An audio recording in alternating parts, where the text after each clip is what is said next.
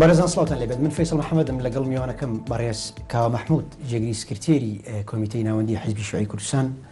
لە دیدارە تایبەتە لەگەڵتان دەبین بۆ قسەکردن لەسەر بارودۆخی ئێستای سیاسی هەرێمی کوردستان و ئاڵۆزی و دۆخی قەیرانەکان و بەتایبەت پرسی دەستور و سیستمی سیاسی و حکومڕانی لە هەرێمی کوردستان و پرسی سەرۆکایەتی هەرێم و ویلایەتی بارزانی و پەیوەندیەکانی ئێستای نێوان هەرێم و بەغدا و پرسی سەربەخۆی و چەند پرسێکی دیکە و دۆخی ئێستای حیزبی شوعی کوردستان لەگەڵ بەڕێزیان تاوتویەکەین. کاکاوە سڵاوت لێبێ، سوپاس کە لەگەڵمان بەشدار بوویت. سەرچاو. سەرەتا ئەمەوێ بە شێوەیەکی گشتی لە ئێستایا بارودۆخی سیاسی هەرێمی کوردستان چۆن هەڵەسەنگێنن؟ من پێم ئایا نەکەن حزبی ئێمە پێ وایە بارودۆخی سیاسی هەرێمی کوردستان دانەبراوە لە بارودۆخە سیاسی کە لە ڕۆژهەڵاتی ناوەڕاستە هەیە.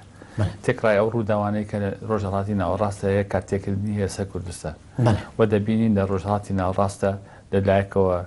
شەڵای ترۆریستی هەیە، لەلایەکی ترەوە جۆرێک لە دوو جەمسەری هەیە ناوچەکەدا، جەمسەرێکە بیتە لە ئێران و حکوومەتی عەبادی و حزبڵای لوبنانی و نظامی بەشار نظامی ئەسەد و جەمسەرەکەیتر تورکیا و قەتەر و سعودیە و ئەم دوو جەمسەرە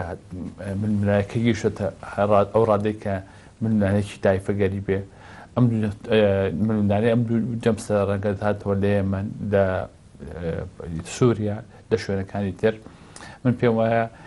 هەڵبەتە ئەم هەم هەلوو مەرجی کە ئێستا لە کوردستانی هەم دانەبراوە دیسانەوە لەو هەلومەرجی لەو بانگەوازی کە هەیە یان لەو داواکارەی کە هەیە لە خودی کوردستانیش بۆ مەسەلەی دەستیاکردنی مافی چارنووسی گەلی کوردستان بە تایبەتی ئەو هەڵوەشانەوەی کە ڕوبەڕووی دەوڵەتی عێراق دەبێتەوە کە لە ئێستا دەیبینین شاڵاوی داعش لەسەر ناوچەیەکی زۆری دەستبەرگرتی ناوچەیەکی زۆری عێراق، ئەو شەڕی کە بەرداوامە دژی تیرۆر، تێکڕای ئەم مەسەلانە کاتێکردنی هەیە سەر وەزعی ناخۆی کوردستان و واشی کردووە کە بەشێک لە هێزە سیاسەکانی کوردستان تا ڕادەیەک جۆرە لە کاتێکردنی هۆکاری دەرەکی و هۆکاری هەرێمایەتیان تابێ و ئەمەش مەترسێکی گەورە مەترسێکی گەورەمان بۆ دروستەکە لەسەر هەڵوێستە ناخۆیەکانی کوردستان. زۆر باشە کاکاوە، کەواتە ئەو دۆخێکە ئەو دۆخە ئاڵۆزی کە ئێستا لە هەرێمی کوردستان بەڕێوە ئەچێ یا با بڵێن کەڵەکەبوونی قەیرانەکان لە هەرێمی کوردستان بە بڕوای ئێوە پەیوەندی بە شەڕی داعش و ئەو دۆخە نێودەوڵەتیەوە کە ئاماژەتان پێکرد یاخود پەیوەندی بە کێشەکانی نێوان هەرێم و بەغایەیە یاخود لەم نەمایە پەیوەندی بە ناجۆری سیستمی سیاسی و فەشەلی کابینەی حکوومەتەوەیە. یەکەمین ئەبێ واتە باشای کۆمەلگا خۆمان بکەیت کە کۆمەلگایکی زیندووە. ئەم کۆمەلگایان ناکۆچیتە منونایەتە ناوەن هێزە کۆمەڵایەتەکان و هەروە هێزە سیاسەکان بۆ یەکە کە مەسەلەکانێتە پێشەوە کێشەی دەستورە یا کێشەی سەرۆکایەتیە هەر کێشەیەک بێ کە لە حەقیقەتە بەنسبەت ناخۆی کوردستانەوە ئێمە وا تەماشاکەین کە هەنگاونانە بۆ دامەزراندنی دەوڵەتی موسەسات دەوڵەتی قانون لەبەرەوە بۆچوونی جیاوازێ لەم ڕێگایە لە ڕێگای دامەزراندنی دەوڵەتی موسەسات یان دەوڵەتی قانون. ئەم بۆچوونە جیاوازدار ڕەنگە لەسەر ململانەکان. بەشێکی تری ململانەکان ئەوەی هەیە ململانی نێوان حکوومەتی هەرێم و حکوومەتی ناوەندە یان حکوومەتی فدراڵ لە بەغدا و ڕەنگی داوەتەوە لە مەسەلەی بودجێ لە مەسەلەی نەوتە ناوچە دابراوەکان ئاسات بچدا کۆمەڵێک لەو شێشانەکە هەیە و تەنانەت ڕەنگی داوەتەوە لە مەسەلەی ڕوبەڕوونەوەی تیرۆر. لەدایکترەوە تیرۆر هەیە لە هەموو ناوچەکەیە و ئەو تیرۆرە جۆرێک لە مۆڵگایەکەیە بۆ تیرۆر. ئەو بەشێک لە مۆڵگاکانی تیرۆر لە کوردستانە مۆڵگایکی ناخۆییە، یعنی زەمینەی خۆش نەکراوە بۆی لەباری ناخۆییەوە کە ئێمە ڕوبەری تیرۆر بینینەوە. جگە لە وەکووتم ئەوانەی دەڕووپشت کە هەیە ئەو ڕۆژهەڵاتی ناوەڕاست کە چی ڕوەدا و کاتێکردنی ئەم تێکڕای ئەمانە تێکڕای ئەمانە قەیرایەکی دروست کردووە. ئەم قەیرانانە ئێمە بە تێڕوانی حیزبی ئێمە نەگەیشتونە ئەو ڕادەیە کە بگەینە ئەو ڕادەیە بڵێین ئەم حکوومەتە فاشیدە یا فاشین نییە. دەڕاستیە ئەمە هەڵسەنگاندنێکی سەتاسەری دەوێت و هەڵسەنگاندنێک کە هەموو لایەنەکان بخاتە ڕوو لەو کاتە بگەینە ئەو ڕادەیە کە ئەم حکوومەتە فاشیدە یا فاشین نیە ببوورەکە بەدەر بەخشەڕاتەگرن بەدەر لەو فاکتەرە دەرەچیانی کە باست کرد بەدەر لەو گەمە دەوڵەتی کرد ناوچەکە بڕێوەچی من مەبەسم قەیرانە ناوخۆیەکانی هەرێمە لەم ڕوانگەیەوە سەرنجی حیزبی شوێعی لەسەر کابینەی نوێی حکوومەتی هەرێم چۆن من پێم وایە ئەمە پێمان وایە وەکوتم کە باسی ئەوواکەین کە ئەو شێشانەکەێتە بەردەمان ئەو ناکۆچەیە کە لە کۆڵگاکە هەیە ئەو ململانەیەکە هەیە بەڕاستی حکوومەتی هەرێمان ئەو ئێتلافەی کە حکومڕانە کە بریتە لە پێنج حیزب بە شێوەیەکی کراوەیی یان بە شێوەیەکی منطقی تعاملی مامەڵەی لەگەڵ ڕووداوەکان نەکردووە بە تایبەتی سەبارەت بەو کێشانەی کە ئەچێتە خانەی دەوڵەتی مؤسساتەوە بۆ نمونە عقلێتی زاڵبوونی عقلێتی بەرتەسکی حزبایەتی و هەوڵدانەوەی کە تەنها ئێتلافی حکومڕان هەموو شک با بەڕێوە هەموو لایەنەکانی تر وەلا بنرێ ئەمە ڕەنجیدایەوە لە کۆمەڵێک بابەت ڕەنجیدایەوە لە مەسەلەی کۆمسیۆنی باڵای هەڵبژاردن کە باسی کۆمسیۆنی سەربەخۆیی یەکەین کە ئێمە باسی ئەومان کرد حیزبی شوعیلەوە باسی نەکرد کە پشتی ئێمەی تیابێ ئێمە باسی ئەومان کرد کە ئەم کۆمسیۆنە سەربەخۆ بێ لە هەمان کاتا لە جێی تەفاوز کاتی خۆی لەگەڵ بەغدایە ڕەنجیدایەوە لە قەزیەی دەستور لە مەسەی دەستور ڕەنجیدایەوە و هەوڵی ئەوە درا کە جۆرەك لە احتیکارکردنی بڕیاری سیاسی بکرێ لەلایەکەوە باسی تەوافقێکی نیشتیمانی دەکرێ فەرقەیە لەمەنی ئێتلافی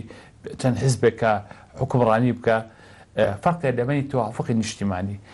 تێکەڵبوونێکێ لە چەمکەکان ئێتلاف و تەوافق و دیموکراتیەتی تەوافقی ئەم سێ چەمکە جۆرە لە تێکەڵاوبوون هەیە دواتر باسی ئەو سازان و تەوافق حیزبی ئەەکەین ئێستا ئەمەوێت لەسەر خودی قەیرانەکان هەڵوەستە بکەم سەبارەت بە قەیرانەکان قسەیەک هەیە کاکاوە وترێت ئەم قەیرانانە دروستکراون لە پێناو مەشغوڵکردنی خەڵک سەرقاڵکردنی خەڵک بە مەسەلە لاوەچیەکان و لەبیربردنەوەی لە سەر پرسەگرن و چارمەسازەکان سەرنجی ئێوە چی من پێم وایە ئەم جۆرە بیکردنەوە لەوە لە تیۆری موامەرەوە سەرچاوەردەگرێ پێم وانە ئەم قەیرانانە کە هەیە قەیرانی دروستکراوە ئەمە قەیرانێکە لە هەموو ئەو کۆمەڵگانی کە هەنگاوانێ بۆ دەوڵەتی موسسات بۆ چەمشی دەوڵەتی موسسات بۆی دەوڵەتی قانون سەقامگیر بێ کە جارە سەقامگیر نەبووە ئەم قەیرانە دێتە پێشەوە چونکە هەر لایەنێک لە داهێنەکان بیرەکاتەوە پشتی حیزبایەتی یان کەسبی حیزبی چەرێکە بێ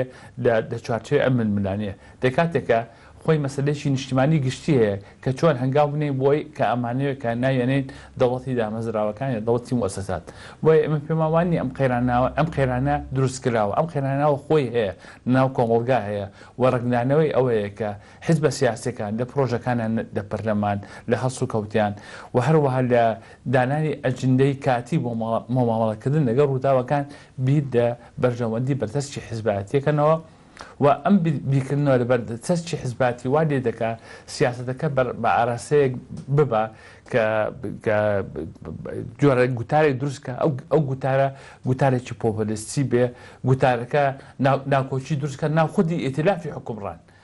مشکلەکەی سەر ناو ئێتلافی حکومڕانە خۆ لێنا ئەوە نییە بڵێن ئۆپۆزیسیۆنەکەیە و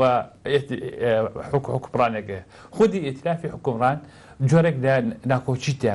ئەم ناکۆچیە ناکۆچیی حەقیقیە دروستکراو نییە ڕگناوی ئەوەیە کە هەموو لایەنەکانی ئێتلافی حکومڕان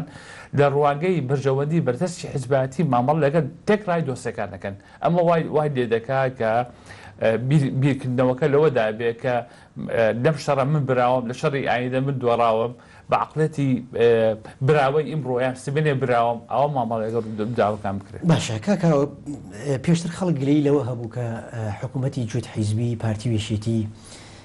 جونگەکانی دەسەڵات و بازار و ئابووریان قۆڕەخ کردووە ئەی سەبارەت بە حکوومەتی بنکەفراوانیانی لە ئێستا زۆربەی لایەنەکان بەشدارن لە حکوومەت ئەگەر بەراوردی بکە لە نێوان حکوومەتی جوێت حیزبی پارتی وێشێتی و حکوومەتی بنکەفراوانی ئێستا خۆی مشکلەکە لەوەدا نییە کە حکوومەتەکە جوت حیزبی یان بکەفراوانە مشکلەکە لەوەدایە ناوڕۆکی ئەم حکوومەتە وشکاری ئەم حکوومەتە چییە زۆر ئاسایە کە حکوومەتێک جوت حیزبی زۆر ئاسایە کە حکوومەتێک جوت بکەفراوان بێ لە هەردوو حاڵەتە نەتوانێت چەمکی هاڵاتی بوون جێبەجێ بکە لە ئیشوگارەکانیە گرنگەوەیە ئەم حکوومەتە ئەگەر جوت حیزبی بێ یان بکەفراوان بێ یان هەموو لایەنەکان شتای بەشدار بێ بە عەقڵیەتی بەشبەشێنەی حیزبی ماوەڵنەکە بە عەقڵیەتی هاوڵاتی بوون معاملە بکەن لەبەرەوە ئەیبەکە مشکلەکە لەوەدایە کە هۆشمەندی خەڵکی کوردستان ئاراسی شێواز دەکرا کە دوو حزبیە یان پنکە فراوانە لە حقیقەتە مشکلەی ئەساسی قەیرانی ئەساسی لەوەدا نییە کە دوو حزبی بێ یان تەنانەت یەک حزبیش بێ قەیرانەکە لەوەدا ئەم حکوومەتە بەڕامەچەکەی چییە؟ ئەم حکوومەتە ئایا پشت بەستێ بە چەمشی هاوڵاتی بوون لەوەدا من نمونەکرد ببێنمەوە مشکلەکە لەوەدا نییە کە مدیر عامەکان من دابشکم بەسەر یان وەزیفەی گشتی دابشکم بەسەر دوو حزب یان پێنج حزب لەبەدا دەرنەچوون لە عەقڵەتی احتیکار حکوومەتی هاوڵاتی من لەوەدایە کە من کۆمەڵێک پێوەرم هەبێ کە چۆن خەڵکێک دێ هەر چۆنێک بێ بۆ چوونەکەی هەر چۆنێک بێ سەر بە چی حزبێک بێ یان مێلایەن بێ کە چۆن ئەگاتە پلۆپایی وەزیفەی گشتی بەم پێی کە هەیە مەسەن بۆ نمونە ئەگەر دوو حزبی یان پێنج حزب بێ یعنی کەسێک کە توانای هەبێ کە سەربەخۆ بێ کە بێلایەن بێ نابێ بە مدیر عام نابێ بە مستەشار وانە باشە کە نەبوو بە مدیر عام بە مستەشار پەسەرەکە لەوەدا نییە کە تۆ تەنانەت مافی ئەم هاوڵاتیت خواردووە کە تۆ باسی یەکسانیەکەی لە وەزیفەی گشتیە تۆ ئەم کۆمەلگایەت بەحڕوم کردووە لە توانایە کە ناو کۆمەلگاکەتایە ناو ئەم کۆمەلگایە کە هەیە بۆیە جەوهەری قەزیەکە لەوەدا نییە دوو حزبیە پێنج حزبیان دە حزبیە لەوانەیە ئەگەر دە حزبیش بێ نەتوانێت بێتە حکوومەتی هاوڵاتی بوون جەوهەری قەزیەکە ئەوەیدا کە چۆن بێتە حکوومەتی قانون دەوڵەتی قانون دروستەکە بە دەستور بە سیستەم بە هەموو ئەو قانونایی کە دەریەکە کە ئەساسی قەزیەکە مامەڵە لەگەڵ هاوڵاتی بوون بکە دوور دەوەی ئەم هاوڵاتی بوونە چۆن بیر دەکاتەوە سەر بە چ حزبێکە ئەمە کێشەکەیە غیابی ئۆپۆزیسیۆن لە ئێستا لە کای سیاسیە چ ڕۆڵێکی هەبوو لەسەر کەڵەکەبوونی قەیرانەکان یا کەمکردنەوەی قەیرانەکان لەگەڵ ئەوەدا نیم کە ئۆپۆزیسیۆن نییە لەگەڵ ئەوەشدا نیم کە وەختی خۆشی ئۆپۆزیسیۆن نەبووە لەگەڵ ئەوەدا نیم کە ئۆپۆزیسیۆن تەنانەت بەس لە فترەی پێشوو دروست بوو پێم وایە ئەمە من ئەمەوێ لە ڕوانگەیەکی سۆسیۆلۆژیەوە تەماشای ئەم مفهومە بکەم کۆمەلگایە کە ئەم کۆمەلگایەکی زیندوو بوو و تەنانەت هەموو لایەنەکان کە حکومڕانیش بوون معنای ئەوە نییە لەنا ئەو کۆمەلگایە ئۆپۆزیسیۆن دروست نابێت ئۆپۆزیسیۆن خۆی دروستە بێ لەوەتی من بە بۆچوونی من لە دوای نەوەتویەکەوە کە ڕاپەڕین بووە و کە حکوومەتی کوردستان دروست بووە خۆی لە ناو کۆمەلگای کوردستان ئۆپۆزیسیۆن دروست بووە لەبەرەوە ئۆپۆزیسیۆن ناو کۆمەلگایە ئەمە ئەساسی ئۆپۆزیسیۆنە لە ناو کۆمەلگا هێزێکی کۆمەڵایەتی هەیە کە لەم شێشەیە هەڵوێستێکی هەیە جیاوازە لە هەڵوێستی حکومڕان بۆ نمونە شەڕی ناخۆش ڕوویە ئێمە لە سەرەتای حیزبی شووعی کوردستان لە سەرەتای شەڕی ناخۆ تا کۆتایی شەڕی ناخۆ ئێمە بێلایەنی خۆمان پاراست و دژی شەڕی ناخۆ بووین معنای ئەوەی ئێمە هێزێکی کۆمەڵایەتی سیاسین کە ئۆپۆزیسیۆنی بەرامبەر سیاسەتێک کە سیاسەتی شەڕی ناخۆیە معارضی ئەو دۆخە سیاسی بوو کە هەبووە بەم مانایە ئۆپۆزیسیۆن دەو کاتە دروست نەبووە کە گۆڕان و ئیسلامەکە ڕایانگاتۆ ئێمە ئۆپۆزیسیۆن لەوە گەورەترە لە پێشەوە ئۆپۆزیسیۆن هەبووە و بە هاتنی گۆڕان و دوو هێزە ئیسلامیەکە بۆ ناو حکوومەت معنای ئەوە نیە ئۆپۆزیسیۆن تەواو بووە ئۆپۆزیسیۆن هەر هەیە بەڵێ باشە کەواتە بەشداری ئێوە حیزبی شووعی لە کابینەی نوێی حکوومەت بۆچی ئەگەڕێتەوە کە ئێوە باسان لە فراغی سیستم و ناجۆری سیستمی سیاسی کرد لە هەرێمی کوردستان ئەم پێنجدانەی کە ئیتلافی حکومڕانن ئێمە چاوەتینی ئەومان دەکرد کە ئەگەر مفاتەحی حیزبی شووعی بکەن ئەو کاتە حیزبی شووع خۆی براد ئایا بەشدار نەبێ یان بەشدار نابێ و لەسەر ئەساسی بنەمای ئەو بەرنامەیە کە ئەو حکوومەتە هەیەتی ئەو لایەنانە مفاتەحی ئێمەیان نەکرد کە بەشدار نەبن ئێمەش داوان نەکردووە کە بەشدابین یان بەشدار نەبین و هەتا تەنانەت ئەگەر مفاتەحی ئێمەشیان بکردایە مانای ئەوە نیە ئێمە ڕازیە بین کە بەشدار بین بوتان ئەمێت دراسەیەکەین هەر کەس ئەد مەسەلەیەکێتە پێشەوە توێژینەوەی لەسەر دەکرێت بریایی لێوەرەگیرێ بە ئایان بە ئەرێنییان بە نێرێنی سەبارەت بۆ کێشەکێتە پێشەوە زۆر باشە لەسەر کەڵەکەبوونی قەیرانەکان لەسەر دۆخی ئاڵۆزی سیاسی هەرێمی کوردستان ئەجندای ئیقلیمی و دەستی دەرەشی تا چەند بوونی هەیە لە کایەکەیە ئێمە لە سەرەتاوە باسی ئەومان کرد باسی ئەومان کرد کە دوو جەمسەری سەرەکی هێن ناوچەکەیە وأم جوج نفس الاستراتيجية دسي وداني عن هي لوضع سوريا لوضع اليمن لخدي وضع العراق أما يك دو نكر أم دو جسرة دو جمسري سرمایه‌دار دو جمسري سرمایه‌داری گەورەیە کە رووسیا و ئەمریکایە هەردووکیان دەستێوەدانیان هەیە بە شێوەیەکی ڕاستەوخۆ بێ ناڕاستەوخۆ بێ سەبارەت بە هەموو وەزعی ڕۆژهەڵاتی ناوەڕاست ڕەنجی داوەتەوە لە وەزعی بۆ نمونە سووریا بۆ نمونە باش ئەگەر لە هەموو ئەم ناوچەیە ئەم دوو جەمسەریە هەبێ ئەم جەمسەریە کارتێکردنی هەیە تۆ بڵێ کارتێکردنی نەبێ لەسەر دانە سیاسەکانی کوردستانە کە بەشێک لە دانە سیاسەکانی کوردستان وا بیرکەنەوە کە خۆیان بۆ شێوەیە بەهێزەکەن کە یعنی جۆرێک لە حەزکردن بەرامبەر جەمسەرێک پیشان بدەن یان جەمسەرێکی دیکە من پێم وایە هەر دانێکی سیاسی لە کوردستان ئەگەر ئارەزووی ئەم جەمسەریان ئەم جەمسەرەکان پێم وایە خەتایەکی گەوراکە گەورەبوونی کوردستان و بەهێزبوونی کوردستان لە پاراستنی بێلایەنی خۆیەتی لە هەردوو جەمسەرەکە ئەمە مانای ئەوە نییە ئەم هێزە سیاسەکان دابڕاون لەو جەمسەرانەی کە هەن ئەمە ئەم هێزە سیاسیە نانێن دابڕاو نییە لە وەزعی سیاسیە ئەبێ مامەڵەی بگای بەڵام بێ ئەم مامەڵەیە مامەڵەیەکی نەرم بێ ئەوەی عرب ئینگلیزی لە فلێکسەبڵ و جۆرێک پێوەری هەبێ پێوەرەکانی ئەوە بێ چۆن بەرژەوەندی گەری کوردستان پارێزێ نەک بەرژەوەندی بەرتەسکی حیزباتی نەک من پەلا بەرم بەر محورێکی هەرێمایەتی بۆ ئەی وەزعی خۆم لە ململانێ ناخۆیەکە بەهێزکەم باشە بەڵام هێزە سیاسیەکانی هەرێم ئەڵێن ئێمە پەیوەندی بازرگانیە بەم دەوڵەتانەوە پەیوەندی دیبلۆماسی سیاسیە بەم دەوڵەتانەوە پێ دوایە پەیوەندیەکە پەیوەندی دیبلۆماسی هەواڵگری و سیاسی من پێم وایە پەیوەندەکە زیاترە لە قەزەی دیبلۆماسی پێم وایە جۆرێک لە کارتێکردنی هەیە کارتێکردنی هەردوو جەمسەرەکە هەیە لەسەر هێزە سیاسەکانی کوردستان و پێشم باشە کە هەموو لایەنە سیاسەکانی کوردستان جەخت لەسەر بێلایەنی خۆیان بکەنەوە و جەخت لەوە بکەنەوە بەرژەوەندی گەری کوردستان دەستیشانکەن و ئەمە بێتە هۆی پاراستنی ینی هێمنی و ئیستیقلال لە کوردستانە و ئەمە وەزعی کوردستان لە هەموو معادلەکان بەهێزترەکە لە ئێستاە دۆخێکی ئالۆزی سیاسی یا بە بڵێ ململانی و جۆرێک لە سازانی سیاسی لە نێوان هێزە سیاسیەکانە سەری هەڵداوە لە پێناو ئیشکردن لەسەر پرسەگرن و چارەنووسازەکان کە ئەویش پرسی دەستور و دیاریکردنی سیستمی سیاسی و حکومڕانی و پرسی سەرۆکاتی هەرێم ویلایەتی بارزانیە ئەمەوێ سەرنجی حیزبی شیوعی بزانم سەبارەت بە پرسی نووسینەوەی دەستور و هەموارکردنەوەی پرۆژەی ڕەشنووسی دەستور سەرنجی ئێوە چییە؟ طبعا پرسی دەستور پرسێک نێک کە تازە هات بێتەکایەوە پرسێکە لە پەرلەمانی پێش لە پێش پەرلەمانی پێشوو پرۆژێکی دەستور ئامادەکرا بەڵام قەدۆکو ێستا گەرمەگۆڕ نەبوو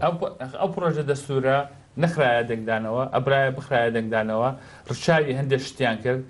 شێوازی سەرەکی ینی موەڕی سەرەکی ئەوە بوو کە کۆمیسیۆنی سەربەخۆی هەڵبژاردنەکان ناتوانێت ئیستیتا بکات دەستور بەڵام پێم وایە ئەوە نەبوو بۆ ڕازیکردنی دەوڵەتێکی باڵادەست بوو گەورە بوو کە هەڵی ئەوە نەبوو لەو کاتەیە کە پرسی دەستور یەکلا بکرێتەوە ئەم شێشەیە کە مایەوە کە ناکۆچی لەسەر دروست بوو ئێمە لە سەرەتاوە لەگەڵ سازبوونی نیشتیمانی گشتگیری و کاتێک کە دەستور گەڕایەوە لە دەنگدان گەڕایەوە بۆ پەرلەمان بە هەمان شێوە لەسەر ئەو حاڵەتە بووین کاتی خۆی کە پرۆژەی دەستور کە لە یەکەمین پەرلەمان بڕیاردرا ئێمە کۆمەڵێک تەحەفوزمان نەبوو هەموو لایەنەکان دەنگیان بۆدا ئێمە دەنگمان بۆدا لەبەر ئەوەی نەڵێن کە شووعەکان دژی ئەوەن کە کوردستان بێتە پرۆژەی دەستورێک بەڵام لەگەڵەوەشە تەحەفوزی خۆمان پیشاندا تەحەفوزەکەمان پەیوەندی بە دوو لایەنی سەرەکیەوە بوو لایەنی یەکەم ئەو خەلەلی کە هەیە لە نێوان پەیوەندی نێوان دین و دەوڵەت پرۆژەی دەستورە خاڵی دووەم پەیوەندی بە سیستمی ئابووری کۆمەڵایەتی تێکە بوو و وتمان ئێمە ئەگەر دەستورش بڕیار بدرێ ئێمە دەنگ بۆ دەستورشە دەین بەڵام هەوڵە دەین ئەو کاتە هەوڵە دەین بە شێوازێکی دیموکراتیانە گۆڕانکاری بکەین لەناو دەستورە ئێستا کە دەستور هاتۆتە پێشەوە ئێمە بۆ چوونی خۆمامان خسۆتە ڕوو سەبارەت ئەم دەستورە چیتابێ جەختمان لەسەر کۆمەڵی خاڵ کردوێتەوە یەکەمین دەستورێکی دیموکراتی مەدەنی عەلبانی سکولار بەواسە دەستورێک کە نیظامی پەرلەمانی پارێزێ ئاڵو گۆڕکردنی دەسەڵات سەربەخۆیی دادگا و دووپاتی ئەومان کردوتەوە کە ئەبێ سیستمی ئابووری لە کوردستانە ڕاستە لەسەر ئابووری بازار بێ ئابووری بازار بەڵام بەرچاوکردنی چەمکی گەشەپێدانی بەردەوام چەمکی گەشەپێدانی مرۆیی بەردەوام مرۆڤ ئەکاتە سەرچاوەی ئاراستەکردنی ئابووری و ئەمەش دەبێتە هۆی دابیکردنی جۆرێکی گرنگ لە عەدالەتی کۆمەڵایەتی جگە لەوەی ئێمە لەسەر قەزەی دامەرکەزێتی ئیداری مافی نەتەوەکان مافی هەموو ئاینەکانی کوردستانە کە مسەگۆر بکرێ و جەختمان لەسەر ئەوە کردوێتەوە کە ئەبێ دەستور لەسەر بنەمای هاوڵاتی بوون بێ هاوڵاتی بوونێک دوور دەوەی کە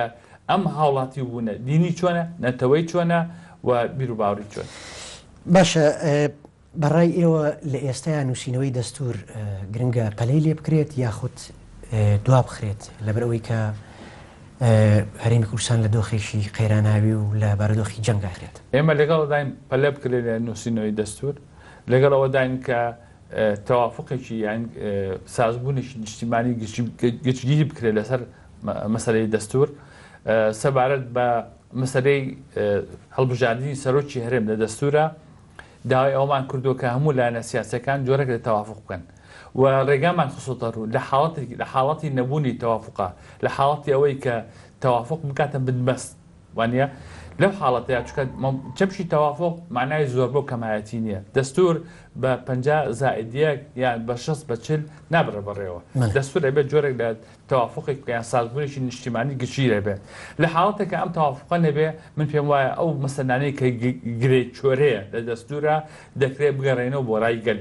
بۆ ڕای خەڵکی کە خەڵک بتوانێت ئەمە یەکلا بکاتەوە چونکە گەڕانەوە بۆ ڕای خەڵک گەورەترە لە ئێتیلافی حکومڕان لە ئەخیریشە تەوافقی نیشتیمانی بە شێوەیەکی عملی بەداخەوە بێتە تەوافقکردنی ئەیتلافی حکومڕان ئەو پێنجلایەنە لەبەرەوە ئێمە لەگەڵ ئەوە داین ئەگەر لە کاتێکە ئەم جۆرە تەوافقە گەیشتن بنبەست لەگەر لەسەر قەزای عقادەکان کە بگەڕێنەوە بۆ ڕای خەڵک و لەوانەیە یەکێک لە قەزای عقادەکان هەڵبژاردننی سەرۆکی هەرێم بێت بەڵێ باشە کەواتە مەسەلەی لەسەر مەسەلەی دەستور لە سەرتاوە بۆ نووسینەوەی دەستور لە پەرلەمان لیژنەیەکی 21 کەسی دروستکرا بۆچی حیزبی شوێعی لەو لیژنە 21 کەسیا بەشداری پێ نەکرا ڕنگدانەوەی هەمان سیاسەتی احتیکارکردنی قەراری سیاسی نووسینەوەی دەستور لە هەموو وڵاتێکە کە دەتووسێتەوە ئاخر نمونە کە زۆر نزیکە نێمان نمونەی میسر بوو کە دەستوریان نووسیەوە ئەوە یەکەمین ئەوانەی کە بەشداریان کرد هەیەی تاسیچیەکە 50 کەس و 50 کەس بەشدار بوون لە نووسینەوەی دەستور جکە لە لیژنە تایبەتمەندەکان کە بەشدار بوون تایە تەنانەت سەندیکای هونەرمەندانی مسر بەشدار بوون لە نووسینەوەی دەستور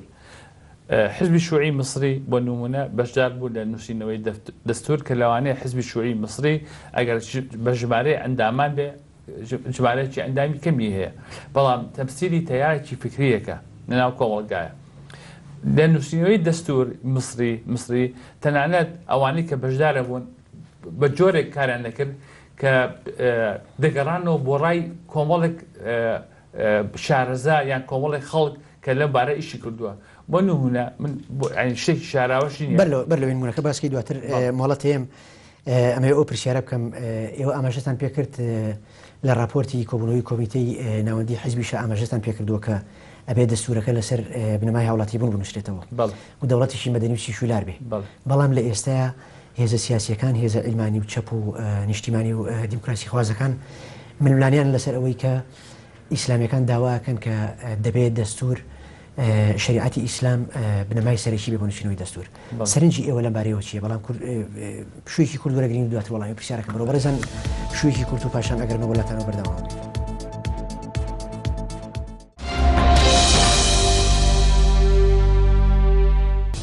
بەرزان جارێکی دیکە سڵاوتان لە بێگرانە وڵاتان بۆ درێژدان بە گفتوگۆ و قسەکردن لەسەر بارودۆخی سیاسی ئێستا هەرێمی کوردستان بە میوانداری زۆر بەڕێز کاوە مەحموود جێگری سکرتێری کۆمیتەی ناوەندی حیزبی شوێعی کوردستان کاکاوەبەر لە پشۆکە پرسیاری ئەوم کرد کە ئێوە لە کۆبوونەوە و لە ڕاپۆرتی کۆمیتەی ناوەندی حیزبە ئاماژەتان بەوە داوە کە دەبێ نووسینەوەی دەستور لەسەر بنەمای دەستوریشی مەدەنی بێ و لەسەر بنەمای هاوڵاتی بوون و نووسێتەوە. بەڵام لە ئێستا هێزی ئیسلامیەکان پێداگری لەسەر ئەوەکەن کە دەبێ شریعەتی ئیسلام بنەمای سەرێکی بێ لە نووسینەوەی دەستور. سەرنجی ئێوە لەسەر ئەم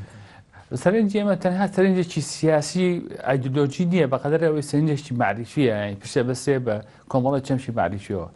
ئەو چەند معریفیان ئەوەیە ئەو دەستەواژەیە کە هێزە ئیسلامیەکان کە ئەیانەوێت داینێن لە پرۆژەی دەستوری هەرێمی کوردستانە، هەمان ئەو دەستەواژەیە کە ئەیانەوێت لە دەستوری عێراقەوە وەریگرن و ئەگەر بینن ناوڕۆکی ئەو دەستەواژەیە پێم وایە جۆرێکە لە تێکەڵکردنی چەمکەکان و ئەمە بەس بڕێمەر دایناوە بۆی دەستور دەرباز بێت لە عێراقدا لە چوارچێوەی عەمەلەی سیاسی لە عێراقدا. بۆ نمونە کە باسی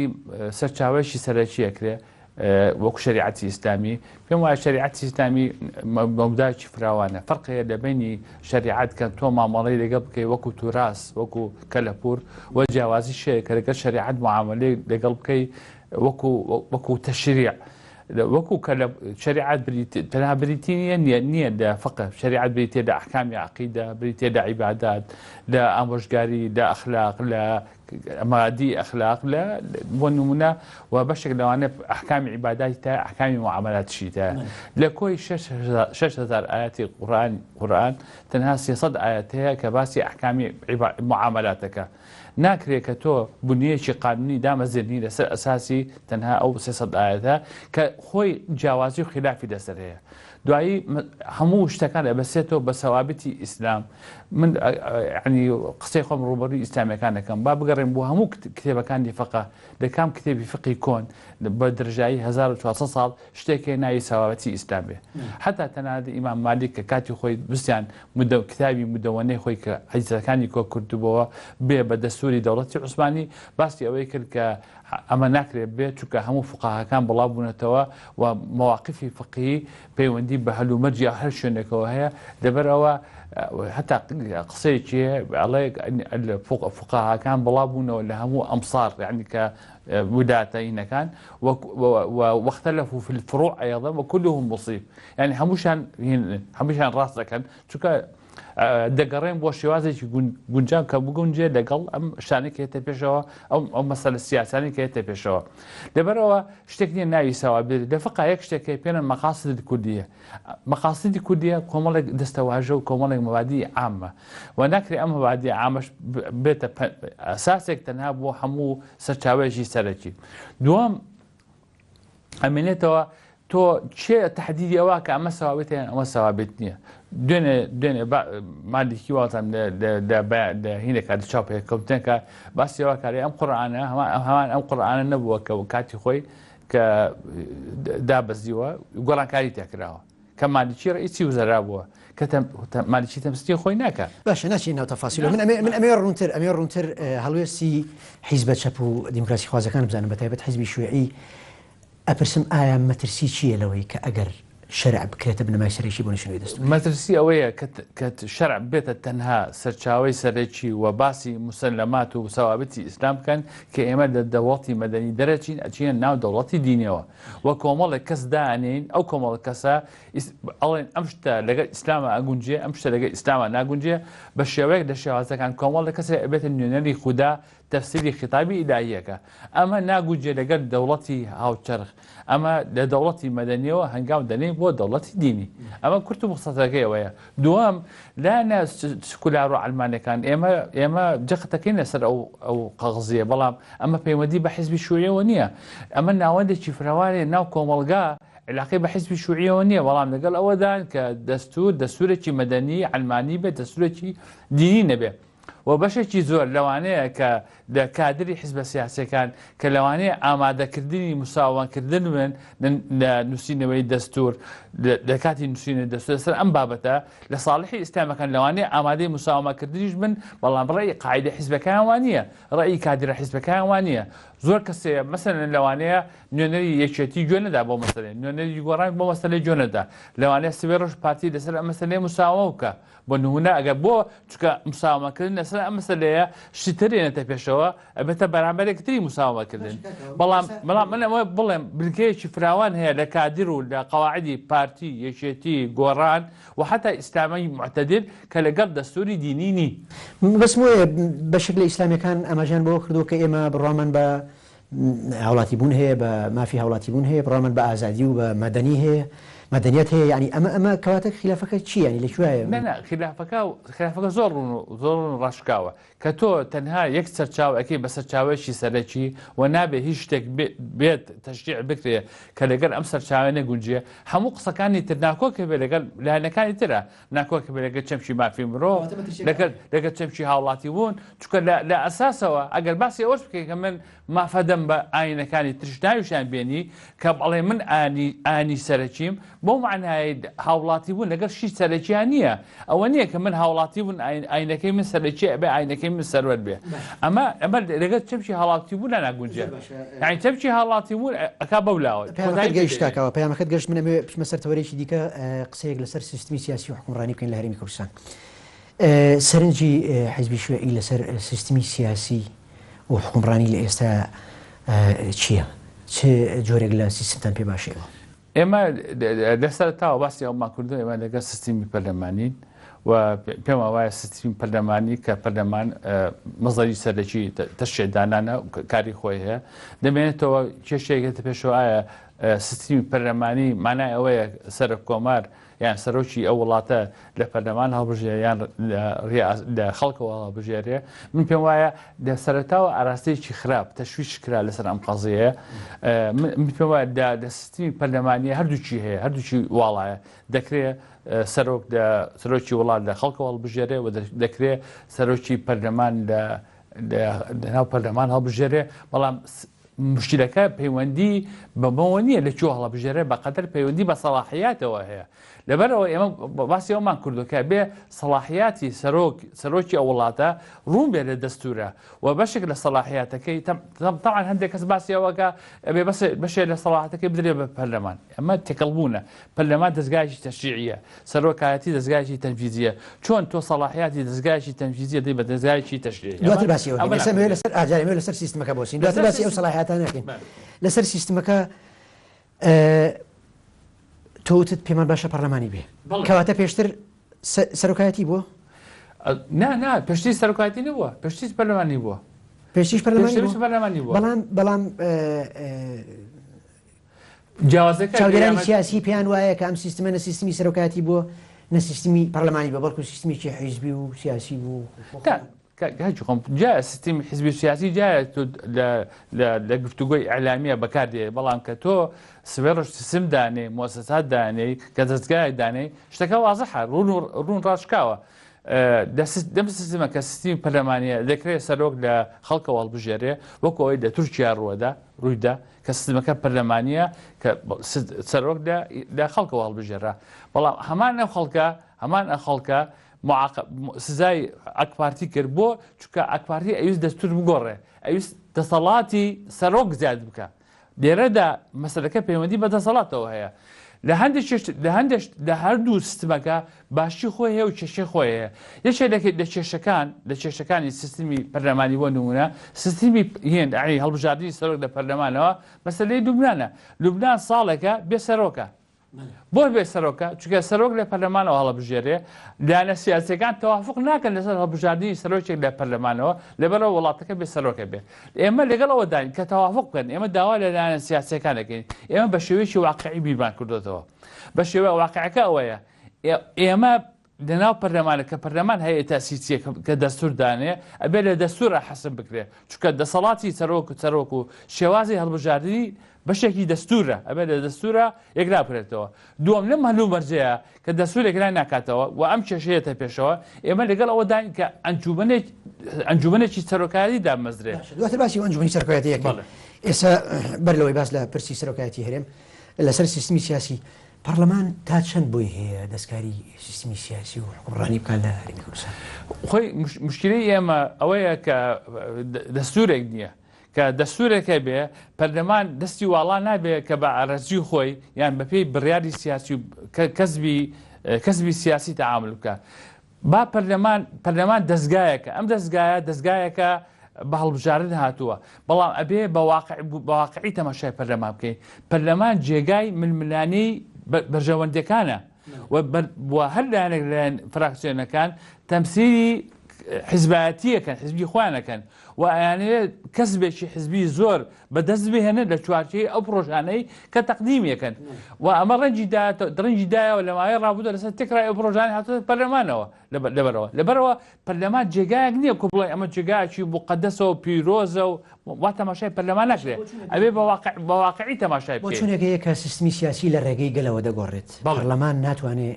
دەستکاری سیستمی ئەنجا من بسمەوە باسکەم کاتێک کە ململانەی سیاسی ڕوەدا و پێی وایە ئەم ململانە سیاسی ئەبێ من ڕسیدی خۆم زیاد کەم ئەوەی کە دەنگ بە من ئازاد کەم بیر لە چێکرێتەوە بیر لەوا کرێتەوە کە اینجا کۆتاکان بگۆڕێ بۆ نمونە لە کاتی ئەوەی کە بۆ نمونە ئەوانەی کە لەسەر کۆتا بوون بەشێکیان تەئیدی هەڵوێستی پارتیان کردکە نهاتن بۆ کۆبوونەوەکە ئەنجا پرۆژەیە کاتە پێشەوەڵا ئەبێ ئێمە کۆتا بەم شێوەیە نەمێنێ یان ئەبێ سەتاسێی هینەکان نزبێ سەتاسێ بێ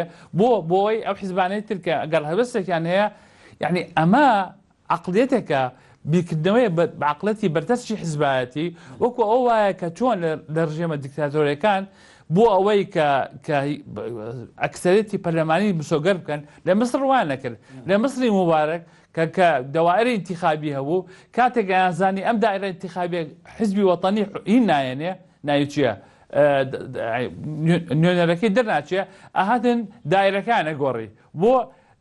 بەشی ئەم دائیران تەحویل جێگای ترە کرد پەرلەمان کاتی ئەوە نییە کە ئێستا بیر لەوە بکاتەوە کە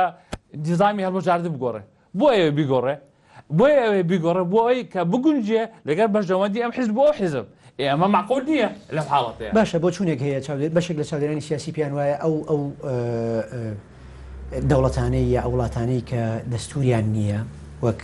ئیسرائیل و بەریتانیا یا خۆ دەستوری عورفیان هەیە ناتوانن مثلا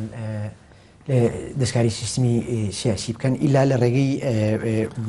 ئەو حاڵەتەوە نەبێت کە ئەویش لە ڕێگەی تەوافق و سازانەوە ئەم دەستکاری سیستمی سیاسیەکرێ سەرنجی تۆ لەسەر ئەم بۆ چوونەچی بەزیبێت کوردستانەوە ئێمە هیچ دەستورێکمان نییە و دەستورێکی عرفیمان نییە و ئەوەی کە لە بریتانیا کە نیزامی سابقی خەزایی پێڵێن تەنانەت لە کوردستان ئێمە ئەومان نییە بۆیە ئێمە پێویستمان بەوە هەیە کە دەستورێکی نووسراومان نەبێ بەڵام ئەوترێ یاسای دەستوریمان هەیە ئەوترێ یاسای دەستوریمان هەیە کۆمەڵێک یاسا هەیە ئەچێتە خانەی یاسای دەستوریەوە بەڵام دەستورمان نییە مەسەلەن قانونی سەرۆکایەتی فەرقێ لەبەنی سەلاحیاتی سەرۆک لەبەنی هەڵبژاردنی سەرۆک وانە ئەگە سەلاحیاتی سەرۆک خۆی ئەوێ بێتە بەشێک لە دەستور لە قانونی دەستوری بۆ نمونە لەم حاڵەتەیە من پێم وایە کێشەی سەرەکی ئێمە ئەوەیە کە بێت دەستورمان هەبێ یعنی ئەبێ لایەنە سیاسیەکان هەوڵی ئەوە بدەن کە دەستور بێ کە دەستورمان هەبوو مانای ئەوەیە هەنگاونانی سەرەکیە بۆ دامەزراندی دەوڵەتی موسسات ئەبێ ئێمە جەخت لەسەر ئەوە بکەینەوە بیر لەوە دەکەینەوە تەوافق دروستکەین ئەو قانونە بگۆڕین یا قانونێکی بەڵام من هێشتا وەڵامەکەی خۆم وەرنەگرت ئەمە ڕوونتر پێم بڵێ ببوورە کەواتە نووسینەوەی دەستور یا دەستکاریکردنی سیستمی سیاسی حکومڕانی بە تەوافق و سازانی حیزبی ئەبێ یا بە زۆرینە و کەمینە ئەبێ یاخود ئەبێ پەرلەمان بەم کارە هەستێت ئێمە بەوەچوونی ئێمە ئەم مەسەلەیە پەیوەندی بە تەوافقێکی گشتگیرەوە هەیە و ئەبێ ئەم تەوافقە گشتگیرە فراوانتر بێت تەنانەت لە ئیتلافی ئەوەی کە حکومەکە بەڵام تەوافق و سازان ئەوترێ چەمکێکی نایاساییە چۆن ینی تەوافق و سازان چەمکی نایاسایی نییە بۆ نایاسایی نییە چکە ئەم قەزایانە لە بنەماوە گەڕاوەتەوە بە شێوازێک بۆ پەرلەمان بۆ پەرلەمان بریایی لەسەر داوە خۆی قەڵایی بۆ دەرکردووە کە سازانی لەسەر بگرێت لە سەرۆکایەتیشەوە گەڕاوە کە سازانی لەسەر بگرێت ئەم جۆرە قەزایانە بە زۆربە یان بە 2 بە 50 زائیدێک یان بە 6 بە 40 یەکلان نابێتەوە لەبەرەوە کێشەکە ئەمێنێتەوە چۆن کێشەکە ئەمێنێتەوە نمونە بواسکەم لەوانەیە لە پرسیارەکان چا هەبێوانە بۆ نمونە دانیشتێک بوو لە پەرلەمان لە 27 بۆ نمونە وانە ئەم دانیشتنەکە ئەنجامدرا باش ئەم دانیشتنە کۆتایی بە شێشەکان هێنا بەشێکی زۆری چون دانیشتەکە بە زۆربە سیغەی شەرعی وەرگر بۆ نمونە کرا دانیشتەکە بەڵام ئاکامەکەی چی بوو؟ ئاکامەکەی ئەوە بێ بۆ دانیشتنی ئایندە لایەنەکەی تر هەوڵەدا زۆربەی تر دروست بکە ڕای بگرێ. اینجا ناو زۆربەی 27 نە زۆربەی دوای 27 چارەسەری کێشەکان ناکە کێشەکان تەوافقی دەوێت. کاتمان زۆر کەماوە من ئەمە ئەگەر بکرێ بە خێرایی وەڵام بیتەوە سپاس دەکەم لەسەر پرسێکی دیکە کە ئێستا زۆرترین مامەعی سیاسی و ململانێ و بۆچوونی جیاواز هەیە ئەویش پرسی سەرۆکایەتی هەرێم و ویلایەتی بارزانیە. سەرنجی حیزبی شوێعی لەسەر پرسی سەرۆکایەتیکی ئایا ئێوە پێتان باشە مەسعود بارزانی لەسەر پۆستەکەی 2 ساڵی دیکە بمێنێتەوە یاخود لا بدرێت لەسەر پۆست؟ ئێمە پرۆژەی خۆمان خۆ دەڕۆ پرۆژەی خۆمان بریتە دامەزراندنی ئەنجومەنێکی سەرۆکایەتی. ئەمە ئەنجومەنە سەرۆکایەتی کە لەسەرتاوە باسی وەزعی ناوچەکەمان کردو باسی مەسەلەی مافی چارەنووس و قەزەی ئێرهاو و تێکڕای ئەم مەسەلانەمان بە هەند وەرگرتووە کە پێویستمان بە ئەنجومەنێکی سەرۆکایەتی هەیە کە پێک بێ لە نوێنەری هەموو ئەو حیزبانەی کە لە پەرلەمانە هەن. ئەمەم لە راپۆرتەکەی ئێوە خوێندەوە لە راپۆرتەکەی 29 حوزێران خوێندەوە بەڵام ئێوە ئاماژەتەن پێ نەکردووە نەبە ئەوەی کە مەسعود بارزانی لا ببرێ نەبەوەی کە بمێنێتەوە مەبەست لەم ئەنجومەنی سەرۆکایەتیە چییە گەڕمتە؟ ئەم ئەنجومەنە سەرۆکایەتیە کە هەموو لایەنەکان تایە بەشدار بن و نوێنەری کۆتاکانیش تایە بەشدار بێ سەرۆکی هەرێم ئەوێتە سەرۆکی جێگیری سەرۆکی هەرێم ئەوێتە جێگیری بۆ ماوەی ساڵێک بەردەوام بێت لە کارەکانیە تا دەستور یان تا دەستور بەریادەدرێ و داوامان کردووە 2015 پرسی دەستور کۆتایی پێدێ لەو کاتەیە لە دەستور چۆنێتی هەڵبژاردننی سەرۆک چۆن بێت دەستور بەو شێوەیە ئەبێ سەرۆک هەڵبژێرێ کە لە دەستورە هاتووە واتە ئەمە ڕێگایەکە بۆ ئەوەی جۆرەك لە تەوافقێکی فراوانتر دروستەکە مەبەستمان لە تەوافقی نیشتیمانی گرچی ئەمەیە دەربازە بین لە 5 حزب بوو کە احتیکاری قەراری سیاسی بکەن هەموو لایەنەکان بەشدار. سەرنجتان لەسەر ئەو داخوازی و خواستەی پارتی چییە کە پێ داواکە کە بە سەرۆکی هەرێم 2 ساڵی دیکە درێژە بە مانەوەی لەسەر پۆستەکەی بە ئەوانش ڕازیە بن بۆی کە سیستمی سیاسی حکومڕانی سیستمی پەرلەمانی بێت سەرنجی ئێوە لەسەر من پێم وایە ئەم مەسەلەیە لەوانەیە بتوانێت ئەو 5 لایەنە ئەم مەسەلەیە ئیلاکەنەوە بەڵام بەنسبەت ئێمەوە بۆچوونی ئێمە ئەوەیە کە باسمان کرد ئێمە لەگەڵ ئەنجومەنێکی سەرۆکایەتی نەمەلوو مەرجەیە مەسەلەکە هەر ئەوە نییە کە تۆ دەربازی لە کێشەی سەرۆکی هەرێم ئێمڕۆ کوردستان ڕوبەڕووی وەزعێکی فراوانتر دەبێتەوە ئەم بەزعی کە ڕوبەڕووی کوردستان دەبێتەوە ئەم مەسەلە گەورانە بودجەیە مەسەلەی سەربەخۆییە مەسەلەی تیرۆرە پێویستی بەو جۆرە ئەنجومەنە سەرۆکایەتیە هەیە کە هەموو لایەکان تایە بەشدار بن بۆی ئەمە چارەسەری ئێمە ئەمە بەدیلی ئێمە ئەگەر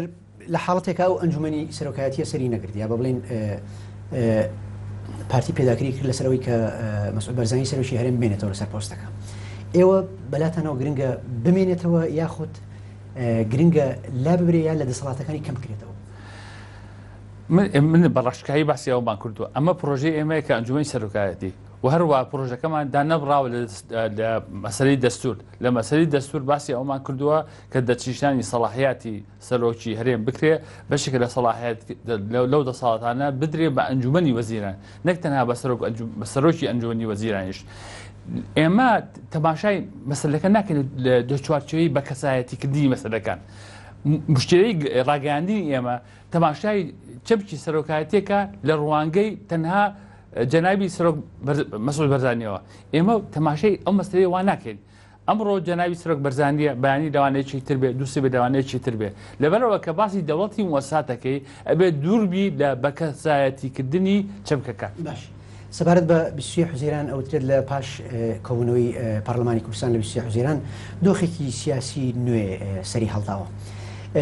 سەرنجی ئێوە لەسەر ئەو کۆبوونەوەی پەرلەمان لەسەر هەموارکردنەوەی یاسای سەرۆکایەتی هەرێم و بەشداری ئەبوو کاروان لە فراکسیۆنی ئەندامی پەرلەمان لە فراکسیۆنی حیزبی شوێعی ئایا بەشداری ئەبوو کاروان هەڵوێستی شخصی خۆی بوو یا هەڵوێستی حیزبی شوێعی؟ هەڵبەتە بەشداریکردنی نوێنەری حزب لە پەرلەمان تعبیرەکە لە هەڵوێستی حزب ئەمەیەک دووەمین مەبەستی لە بەشداریکردنەکە ئەوە بوو کە ئەو قسەی کە لە پەرلەمانە وتی بۆی لە پەرلەمانە بڵێ باسی ئەوە بکە کە ئەم کۆبوونەوە نەتیجەی نییە ئێمە تاکی دەگەین لەسەر تەوافق ئەوای ئەم کۆبوونەوەش نەکرایە و هەڵوێستەکانی ئێستا ئەو بۆچوونە خاتە ڕوو یعنی حقیقەتی ئەو بۆچوونە دەخاتە ڕوو ئەم کۆبوونەوەکەی پەرلەمان پێم وایە لە چوارچێوەی پێوەری کەسبی حزبیە و مامەلی لەسەکرا هەندێک لایەن پێیان وابوو شۆڕشێکی گەورەیان کردووە هەندێک لایەن پێیان وابوو کۆتەدایە خۆی لە حقیقەتە نە کۆتەدایە نە شۆڕشە قەزێکە ئەو کۆبنەوەی بچی حوزێران پێچەوانەی پرەنسیپەکانی سازان و تەوافق حیزبی ئێمە ئەڵێ ئەو کۆبوونێ بەستێ سبێڕش کۆبوونەوەی تریش بەستێ و هەڵوەستەکان جیاوازش بێ ئەمە چارەسەری کێشەکان ناکە چارەسەری کێشەکان بە سازدان دەکرێت سازانیش مەرجە ئیدا لەناو هۆڵی پەرلەمان بکرێ سازدان لە دەرەوە ئەکرێ لەناو هێزە سیاسەکان اتفاقەکان ئەو کاتە دەگاتە هۆڵی پەرلەمان و ئەمە شێوازێکی متەبع لە بەشێکی زۆری سیستمە سیاسەکان کە لە عالەما هەیە لە ئێستا لە ناوەندی سیاسە لێرە و لێوێ باز لە پرسی سەربەخۆیی یەکرێت سەرنجی حیزبی شوعی لەسەر سەربەخۆیی چییە؟ ئایا لە ئێستا بۆ ئێمە گرنگە سەربەخۆیی سیاسی نەتەوەی ڕابکەێنین یاخود سەربەخۆیی ئابووریمانە بێت؟ پێم وایە ئەم دوو شتە ناکۆک نییە لەگەڵێکتر سەربەخۆیی پێویستی بەوە هەیە کە پێداویستەکانی ئامادە بکرێت سەربەخۆیی ئابووری یەکێکە لە پێداویستەکانی سەربەخۆیی پێداویستەکانی دابین کراوە ئامادەیە سەربەخۆیی ڕاگەیانی سەربەخۆیی یان مافی چارەی خۆ نووسین مەرج نییە هەموو پێداویستەکانی لە ئارادا بێ ئەمە پرۆسەیەکی بەردەوامە پرۆسەیەکە خۆی کامبڵە بێ لەبەرەوە ئەبێ ئێمە تاکید لەوە بکەینەوە کە هێزە سیاسەکان و هاوڵاتی کوردستانی سارد نەکەینەوە لە مافی بریارداری چارەنووس ئێمە وەکو حیزبی شوعی کوردستان جەخت لەسەر هاوڵاتی بوونی کوردستانی دەکەینەوە جەخت لەسەر مافی بریارداری چارەنووس دەکەینەوە و نابێ هاوڵاتی ساردکەینەوە بە بیانووی حیزبیەوە بەڵام معنای ئەوە نیە هەموو پێداویستەکانی ئامادەیە ئەبێ هەوڵ دەین ئە پێداویستانە ئامادە بێ لە هەر کاتێکدا زەمینە لەبار و کە ڕای بگەێنی کە خەڵکەکە ڕفراندۆم بکە مافی خۆیەتی کە ئەو خەڵکە ڕفراندۆمی خۆی بکە باشە لەسەر دۆخی سیاسی ئێستا حیزبی شوعی بۆ چوونێک هەیە ئەوترێت پارتی سەردانی زۆربەی لایەنەکانی کردو بۆ ئەم پرسە چار مسازانە بەڵام سەردانی حیزبی شوعی نەکردو قسەیەک هەیەکەوە پارتی قەت عیلاقاتی لە دوای 20 حوزێرانەوە لەگەڵ شوعی کردو ئەمە چەند ڕاستە؟ پێم وایە ئەمە مەسەلێکی ڕاست نییە و نە ئێمە و نە پارتی نە بەشێکی زۆری لایەنەکانی کوردستانیش بە عقلێتی کار و کاردانەوە بە عقلێتی هەرزەکاری سیاسی مامەڵ لەگەڵ قزیە ناکەین ئێمە بەردەوام پەیوەندیمان لەگەڵ هەموو لایەنە سیاسەکان هەیە لەگەڵ ئێمە بەردەوام لەگەڵ لایەنە سیاسەکان هەیە لەگەڵ پارتیش هەیە ئەو راپۆرتەی کە دەرمان کردە نردومان لە پارتی تەلەفۆن و تەلەفۆنکاری هەیە کە سەردانیان نەکرد بەڵام هیچ وەڵامیشیان نەبوو تا ئێستا بۆ راپۆرتەکە ئەمە لەسەر ئەوان ڕاوەستی هیچ دانێکی سیاسی وڵامی نەبووە نەکرد پارتی هیچ لایەنێکی سیاسی وڵامی نەبووە چونکە هەر لایەنێکی سیاسی لە بەرژەوەندی بەردەستی حیزبەتی خۆیەوە پرۆژەی خۆیەیە لەبەرەوە ئێمە چاوەڕێ ناکەین هەموو لایەنە سیاسەکان ئێستا وڵامیان هەبێ ئەمە بەشێکە لە ململانەی پرۆژەکان کە هێتە پێشەوە لە هەمان کاتە دەرگای حیزبی ئێمە کراوەیە بۆ هەموو لایەنە سیاسەکان کە چێ دێ بەخێر بێت و ئەو کەسەی لێرەشە ئەوە تەفسیری حیزبەکە من دو پرسیارەکەم لە بەرەوەی کاتی بەرنامەکە بەرەو کۆتایی ئەڕوات کەواتە لە ئێستا دۆخی سیاسی و دارایی حیزبی شوعی چۆنە؟ دۆخی دارایی حیزبی شوعی ئێمە پشت بە توانەکانی خۆمان دەستین لەوانەیە هەندێک دۆست لە وەختی خۆی ڕابردووە یارمەتی داوین سوودان یارمەتیەوە وەرگرت بێ بەڵام بەردەوام لە ماوەی ئێستاە پشت بە خۆمان دەبەستین و ئەساسەن ئێمەش ئەگە بکەینە تەرگانەیەکی زۆر لە بواری دارایی ئێمە ئەندامانی حیزب و دۆست و لایەنگرانی حیزب ئەتوانن حیزب بژێنن. بەڕێز کاوە مەحموود جێگەری سکرتێری کۆمیتەی ناوەندی حیزبی شوعی کوردستان سپاس کە بەشدار بووی لەگەڵمان لە بەرنامەکە بەڕێزان سپاس بۆ ئێوەش کە تا ئێستا بیسەر و بینەری بەرنامەکە بوون تا چاوپێکەوتنی داهاتوو بەخواتان لە سپێری خواتان.